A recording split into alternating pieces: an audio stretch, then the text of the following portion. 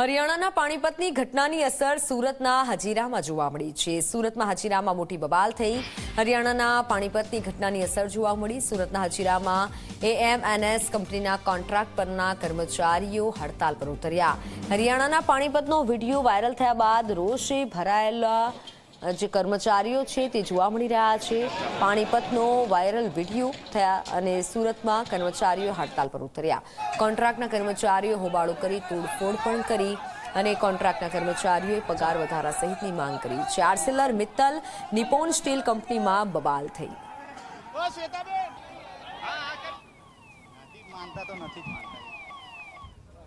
હજીરા સ્થિત એમએનએસ જે કંપની છે તે કંપનીમાં આજે જે કર્મચારીઓ છે તેમના દ્વારા વિરોધ પ્રદર્શન કરવામાં આવ્યો હતો। આપ જોઈ શકો છો હાલમાં જે બાઇક અહીં પાર્ક કરવામાં આવી હતી તે પણ સળગાવી દેવામાં આવી છે। સાથોસાથ જે વાહનો છે તે વાહનોમાં ભારે નુકસાન જવા પામ્યું છે। ક્રાઇમ બ્રાન્ચ એસઓજી પીસીબીની જે ટીમ છે તે ટીમ અહીં આવી પહોંચી છે। આપ જોઈ શકો છો ટીયર ગેસના જે સેલ છે તે સેલ પણ અહીં છોડવામાં આવ્યા છે। સાથોસાથ હું આગળના જે દ્રશ્યો છે તે દ્રશ્યો આપના સુધી પહોંચાડવાનો પ્રયાસ કરીશ। જ્યારે અહીં ફાયર વિભાગની જે ટીમ આવી ત્યારે ટીમ ઉપર પણ અહીં પથ્થરમારો કરવામાં આવ્યો છે। આપ જોઈ શકો છો ફાયરની જે ગાડી છે તે ગાડીને પણ અહીં નુકસાન જવા પામ્યું છે। સાથોસાથ અહીં જે પીઆઈ છે તે પીઆઈ પોતે અહીં પહોંચી ગયા છે। આપણે તેમની સાથે વાતચીત કરીશું। જી બેન, શું ઘટના બની હતી? જી, અહીંયા મજૂરો દ્વારા હડતાલ કરવામાં આવેલ હતી અને હાલ પોલીસ ત્યાં હાજર છે અને આગળની પરિસ્થિતિ જોઈએ છે।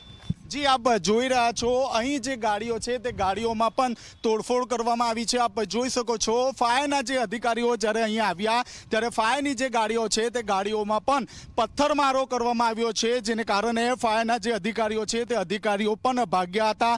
હજારોનું જે ટોળું છે તે ટોળું અહીં આવી પહોંચ્યું હતું અને ત્યારબાદ જે ફાયરની જે ગાડી છે તે ગાડીમાં તોડફોડ કરવામાં આવી છે। હું આપને દ્રશ્યો બતાવવાનો પ્રયાસ કરીશ। જે કામદારો હતા મોટી સંખ્યામાં હતા અને જે નુકસાન છે તે નુકસાન અહીં જવા પામ્યું છે। આપણી સાથે ફાયરના અધિકારી જોડ્યા છે। જી સર, શું ઘટના બની હતી? કઈ રીતે પથ્થરમારો કર્યો કર્મચારી પર? હજી અમને ખબર નથી, બધું કોલ પતી ગયા પછી અમે ફાયર બ્રિગેડમાં કોલ મળેલો હતો એટલે પછી લેટ થોડા અમે લોકો આવ્યા છે બધું પતી ગયા પછી। એટલે સિચ્યુએશન એકચ્યુઅલી શું થયું છે શું નહીં એ હજી ખ્યાલમાં નથી। સુરત શહેરમાં માન્ય અમારા પોલીસ કમિશનર અનુપમ ગેહલોત સાહેબે એસઓજી ડીસીપી, ક્રાઇમ ડીસીપી અને સિટીની અલગ અલગ ટીમો અને પોલીસ સ્ટેશનમાંથી વધારાનો ફોર્સ ત્યાં મોકલવામાં આવ્યો છે। અમારા લોકલ ડીસીપી, એસીપી અને સેક્ટર સાથે અમે પણ અહીંયા તૈનાત છીએ। સર, ટીયર ગેસના સેલ પણ છોડવામાં આવ્યા છે? ટીયર ગેસના સેલ ચોડ્યા છે તે ટોટલ એક ખ્યાલ નથી, પણ શું ઘટના બની હતી? એ વર્કરો એમના વેતન વધારવા અને જે સમય વધાર્યો હતો એના વિરોધમાં સ્ટ્રાઇક ઉપર ઉતર્યા હતા। સર, ગાડી પણ સળગાવવામાં આવી છે?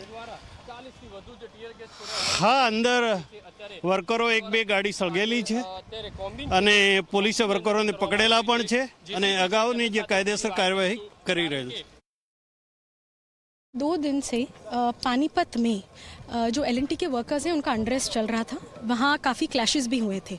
उसको लेकर आज सुबह हमारे यहाँ हजीरा में जो एएमएनएस हैं उसमें एवं जो एलएनटी के जो वर्कर्स हैं उनमें ये जो व्हाट्सएप जो वीडियोस हैं वो व्हाट्सएप ग्रुप में वायरल हुए, जिसके कारण आज करीबन 1000-2000 से ज़्यादा लेबर्स यहाँ इकट्ठा हुए और पहले पुलिस भी जो हमारे पीआई थे वो घटनास्थल पर ही थे और बहुत कोशिश की पुलिस ने उनको समझाने की कि बिल्कुल आप लोगों की बात सुनी जाएगी और उसमें अगर कुछ भी होगा तो डेफिनेटली कंपनी भी साथ बैठकर इसमें आपकी बात सुनी जाएगी। बहुत कोशिश की पुलिस ने, बट जैसे ही फिर ये थोड़े बिल्कुल वो हो गया एंड जब इनने पत्थर मारा शुरू कर दिया तो उसके बाद तुरंत ज हमने पुलिस एक्शन लिया। स्विफ्ट पुलिस एक्शन के चलते हुए ऑलमोस्ट 20 लोग हमने पकड़ लिए हैं और इसमें स्ट्रिक्टेस्ट एफआईआर दाखिल कर आगे की कार्रवाई की जाएगी।